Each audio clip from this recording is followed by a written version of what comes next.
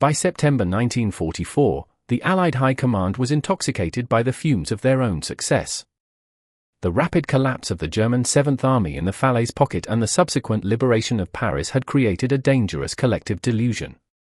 In the maps of SHAEF, the Wehrmacht was no longer a coherent fighting force but a shattered remnant, stumbling back toward the Rhine in a state of terminal decay. It was this atmosphere of predatory optimism that birthed Operation Market Garden, the most ambitious airborne operation in the history of warfare. Field Marshal Bernard Montgomery, usually the most cautious of commanders, suddenly became the architect of a gamble so audacious it bordered on the reckless. The plan was a daring two-part symphony of violence. Market would be the largest airborne drop ever attempted, seizing a series of bridges across the major waterways of the Netherlands. Garden would be the lightning thrust of the British XXX Corps, a steel spearhead racing 60 miles up a single narrow road to link these islands of paratroopers together. The final prize was the bridge at Arnhem, the gateway over the lower Rhine and the last hurdle before the industrial heart of Germany. The irony of Market Garden lies in its rejection of every hard-won lesson of the Normandy campaign.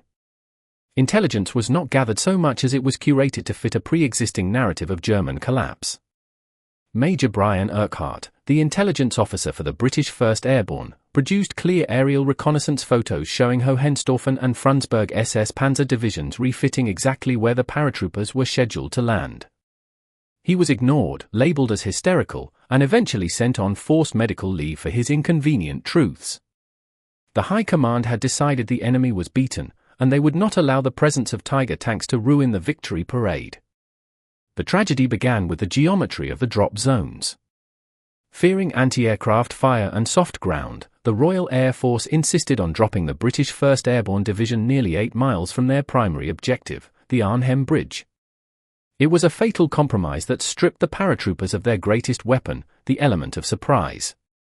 While the Red Devils began their long march through the thick Dutch woods and suburban streets, the German response was not the chaotic flight the Allies expected.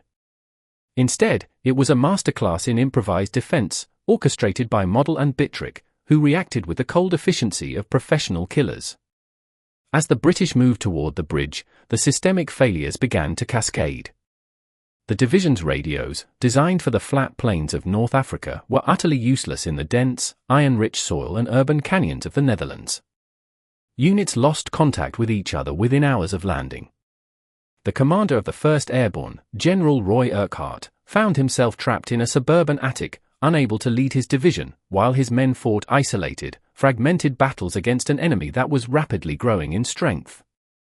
The grand symphony of the Allied plan was breaking down into a series of disconnected, desperate solos.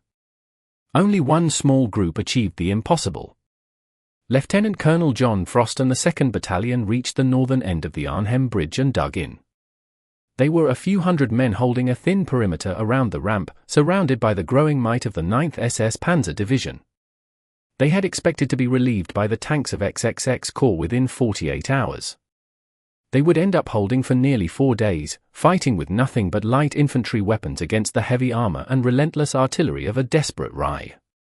The ground relief effort, the garden half of the operation, was its own unique disaster. The route to Arnhem was a single, elevated highway dubbed Hell's Highway, flanked by soft marshland that made off-road maneuvering impossible. A single knocked-out Panther tank or a well-placed 88mm gun could stall an entire armored column for hours. The legendary Irish Guards led the charge, but they were fighting a battle of inches on a clock that was ticking in seconds. Every hour the tanks were delayed was another hour the paratroopers at the bridge moved closer to annihilation. In the suburbs of Oosterbeek, the rest of the 1st Airborne was being compressed into a shrinking pocket. This was no longer a mission of conquest, it was a struggle for survival. The Dutch civilians, who had greeted the paratroopers with orange flowers and champagne, now found themselves huddled in cellars as their homes were systematically dismantled by mortar fire. The bravery of the Dutch resistance, who risked everything to provide intelligence and medical aid, stands as one of the few bright lights in a landscape of deepening shadow. They saw the failure unfolding in real time, watching as the Allied supply drops fell repeatedly into German hands due to the rigid adherence to preset flight paths. The arrival of the Polish 1st Independent Parachute Brigade under General Stanislaw Sosabowski was the final, tragic act of the intervention. Dropped into a killing zone south of the river to reinforce the crumbling British perimeter, the Poles were sacrificed in a futile attempt to salvage a broken plan. Sosabowski had been the most vocal critic of the operation from the start, and his reward for his foresight was to watch his men be slaughtered while the British High Command looked for a scapegoat to cover their own strategic bankruptcy. By the time the order to retreat was given, the 1st Airborne had been effectively destroyed.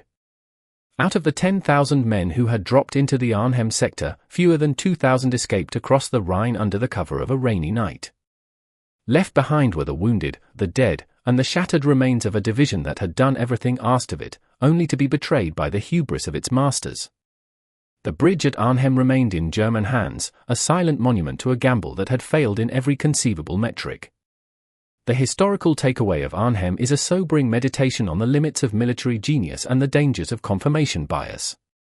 Market Garden was not lost on the battlefield, it was lost in the briefing rooms where ambition overrode reality. It remains a haunting reminder that even the most righteous cause can be undermined by a lack of humility.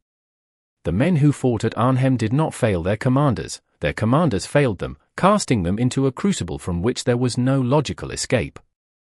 As the sun set over the lower Rhine in late September 1944, the silence that fell over the bridge was heavy with the weight of what might have been.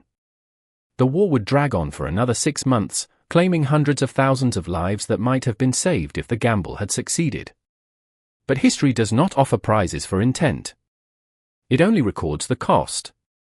And the cost of Arnhem was a generation of elite soldiers, a devastated Dutch population, and the realization that even in the twilight of their defeat, the wolf of the Wehrmacht still had teeth. The ghosts of the Red Devils still linger in the woods of Austerbeek and the quiet streets of Arnhem. They are the silent witnesses to a moment when the world held its breath, waiting for a liberation that came too late. Their legacy is not one of victory, but of a defiant, impossible courage in the face of systemic collapse. In the end, Arnhem was indeed a bridge too far, not because of the distance in miles, but because of the distance between the arrogance of the planners and the reality of the mud, the blood, and the iron.